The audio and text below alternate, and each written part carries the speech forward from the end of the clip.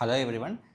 మీలో ఎవరైనా ఏదైనా ది బెస్ట్ హీరింగ్ ఎయిడ్ నాకు 15,000 రూపీస్ లోపల కావాలి అని చూస్తుంటే this is the best hearing aid అనమాట.